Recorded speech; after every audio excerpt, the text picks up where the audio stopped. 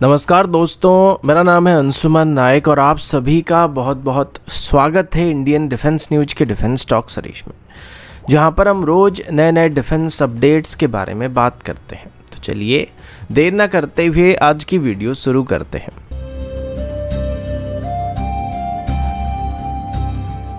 आज की पहली अपडेट Su-30 MKI एयरक्राफ्ट की तरफ से है। पिछले हफ्ते इंडियन एयरफोर्स की तरफ से Su-30 MKI एयरक्राफ्ट से इजरायली ओरिजिन क्रिस्टल मेज 2 या रॉक्स मिसाइल को टेस्ट किया गया था और ये बात बताया गया था कि अभी इनको लोकली प्रोड्यूस करने की कोशिश किया जाने वाला है। इसके बाद ये सवाल उठने लगा कि अगर हमारे पास रुद्रम सीरीज की मिसाइल मौजूद हैं तो हमें इजरायली ओरिजिन रॉक्स मिसाइल की क्या ज़रूरत पड़ने वाली है।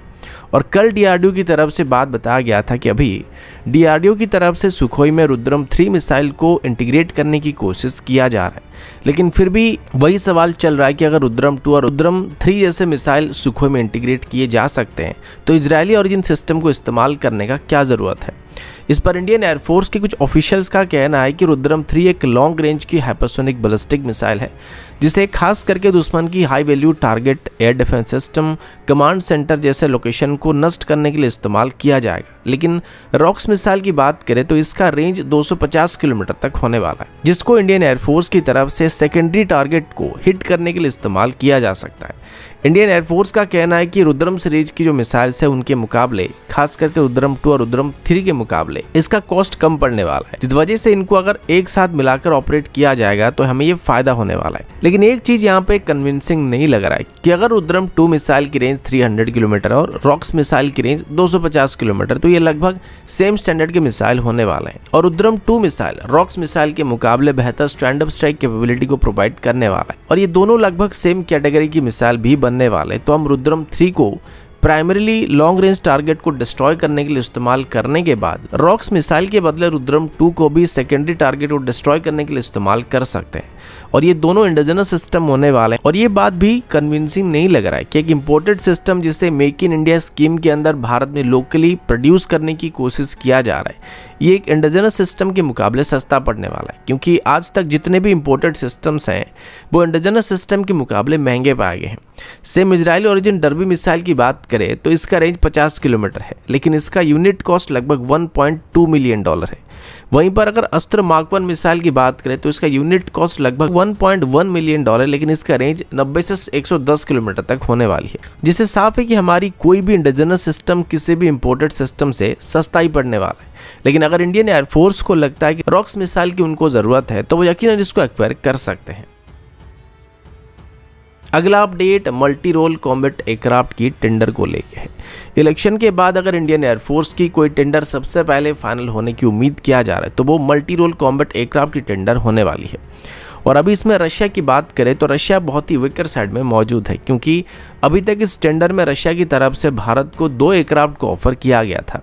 एक बिग 35 था, दूसरा Su-35 था, लेकिन ये दोनों ही इंडियन एयरफोर्स को अभी तक इम्प्रेस नहीं कर पाए थे। इसका मेन कारण यही है कि एक तो इंडियन एयरफोर्स अभी और ज़्यादा मिक्स को अपनी सर्विस में शामिल करना नहीं चाहता है और Su-35 को इंडक्ट करने का कोई मतलब नहीं बनता है, क्योंकि सेम स्टैंडर्ड में हमारे पास Su-30 एयरक्राफ्ट बहुत ही बड़ी मात्रा में मौजूद है, जो कि अपग्रेड्स होने के बाद लगभग सेम परफॉर्मेंस को मैच करने वाली है। लेकिन फिर भी अभी एक बार रशिया की तरफ से फिर से Su-35 को भारत को पुश करने की कोशिश किया जा रहा है। जहां तक बात रही Su-35 की, तो एक बहुत ही बेहतरीन एयरक्राफ्ट है। खास करके अगर इसे Su-30 के साथ कंपेयर किया जाएगा तो इसका रडार Su-30 से काफ़ी बेहतर है, जो कि 400 किलोमीटर की दूरी तक ट्रैकिंग रेंज को प्रोवाइड कर सकता है और ये लो ऑब्जर्वेबल टारगेट को भी लगभग 90 किलोमीटर के आसपास डिटेक्ट कर सकता है और इसका सर्विस सेलिंग भी लगभग 20,000 मीटर तक होने वाला है, जिस वजह से इतनी हाइट से फायर किए जाने वाले किसी भी स्टैंड ऑफ वेपन की मैक्सिमम पोटेंशियल को इस्तेमाल किया जा सकता है। लेकिन फिर भी इसमें भारत इंटरेस्टेड नहीं लग रहा है। यहाँ पर कई बार मैंने आप सभी को बताया कि रशिया सच में अगर मल्टी रोल कॉम्बैट एयरक्राफ्ट की टेंडर को जीतना चाहता है तो उसे अपनी 5th जनरेशन फाइटर जेट को इसमें ऑफर करना पड़ेगा और यही रशिया को मल्टी रोल कॉम्बैट एयरक्राफ्ट की टेंडर में जीतने में क्लियर एज वहां पे दिला सकते हैं, क्योंकि अभी तक जो हालात बने हुए हैं उसमें रफाल को सिलेक्ट करने की सबसे ज़्यादा चांसेस दिख रहे हैं। लेकिन अगर यहाँ पे रशिया अपनी Su-57 या Su-75 जैसे कोई एयरक्राफ्ट को इसमें ऑफर करता है तो कहीं ना कहीं रशिया यहाँ पर इस टेंडर में अपनी अपर एज को हासिल कर सकता है। अगला update short range ballistic missile की तरफ से। अगर भारत की सबसे पहली indigenous short range ballistic missile की बात करें तो वो पृथ्वी मिसाइल था। इसकी रेंज करीब 150 किलोमीटर है और इसको 1996 में हमारी स्ट्रेटेजिक फोर्सेस कमांड के अंदर इंडक्ट किया गया था। पृथ्वी 1 के बाद 2004 के आसपास पृथ्वी 2 को भी इंडक्ट किया गया था, जिसका रेंज 350 किलोमीटर था और मोस्टली पृथ्वी 1 के मुकाबले इसकी सेकेंड वेरिएंट ज़्यादा मात्रा में इंडक्ट किया गया था। लेकिन स्ट्रेटेजिक फोर्सेस कमांड की तरफ से बात अभी बताया जा रहा है कि वो अभी हमारी पृथ्वी सीरीज की मिसाइल को 2030 तक रिटायर करने का प्लान बना रहे हैं।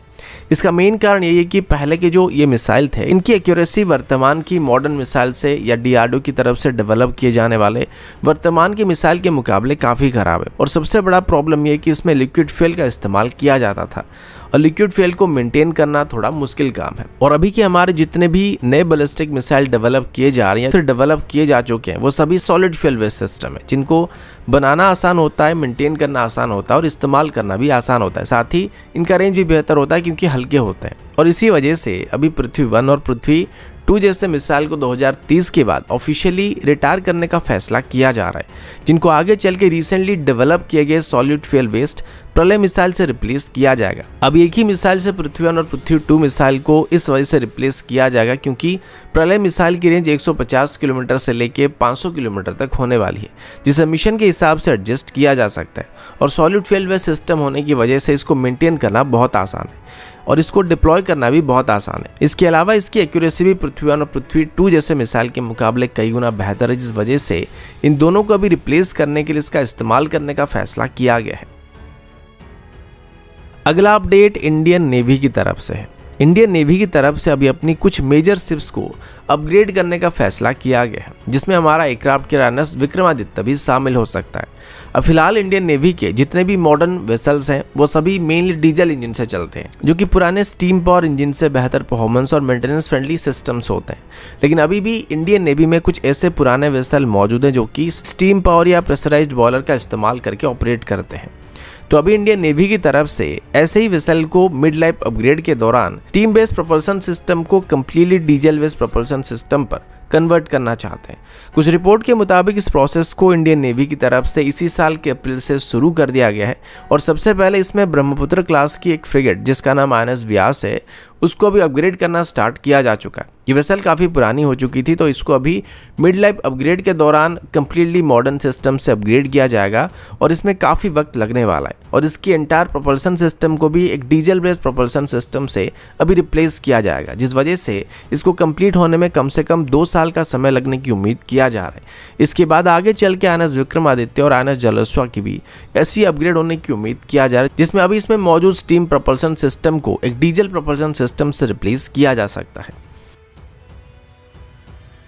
अगला अपडेट IFF सिस्टम को लेके है, जिनको फ्रेंड एंड फॉय सिस्टम भी कहा जाता है। मॉडर्न एरियल वॉरफेयर में ये सिस्टम काफ़ी ज़रूरी होता है क्योंकि इसके बिना हमें ये नहीं पता चलेगा कि दोस्त कौन है फिर दुश्मन कौन है। और ऐसे ही कन्फ्यूजन की वजह से हमारी स्पाइडर एयर डिफेंस सिस्टम ने हमारी खुद की MH17 हेलीकॉप्टर को 27 फरवरी को मार गिराया था, जो कि हमारी एविएशन हिस्ट्री में एक बहुत ही बड़ा काला धब्बा होकर रहने वाला है।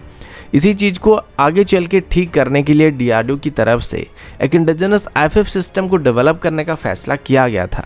और अभी बताया जा रहा है कि DRDO की तरफ से अभी तेजस MK2 के लिए एक इंडिजिनस IFF सिस्टम को डेवलप किया जा रहा है। इन सिस्टम को खास करके नेत्र अवैक्स के लिए डिज़ाइन किया गया था और बनाया गया था, लेकिन अभी उसी की एक डेरिवेटिव वेरिएंट को तेजस MK2 में इस्तेमाल करने का फैसला किया गया है। अब प्रॉब्लम यह था कि नेत्र अवैक्स के लिए जो IFF सिस्टम डिज़ाइन किया गया था वो एक डिस्ट्रीब्यूटेड सिस्टम था, क्योंकि नेत्र अवैक्स में काफ़ी जगह थी, लेकिन तेजस MK2 जैसे कि एक फाइटर एयरक्राफ्ट होने वाला है तो इसमें उतना जगह हमको नहीं मिलेगा, तो हम एक डिस्ट्रीब्यूटेड IFF सिस्टम का इस्तेमाल नहीं कर सकते। तो इसी वजह से अभी DRDO की तरफ से IFF Mark 12 को डिजाइन किया गया, जो कि एक सिंगल बॉक्स सिस्टम होने वाला और इसे खास करके तेजस MK2 में इस्तेमाल किया जाने वाला है। इसकी इनिशियल टेस्टिंग को काफी पहले से कंप्लीट किया जा चुका था, लेकिन अभी तेजस MK2 में इस्तेमाल होने वाली AESA रडार के साथ भी इसको इंटीग्रेट करके टेस्ट करने का फैसला किया गया है। तो दोस्तों अभी के लिए इतना ही, मिलता हूँ आपसे अगले वीडियो में, तब तक के लिए जय हिंद, वंदे मातरम।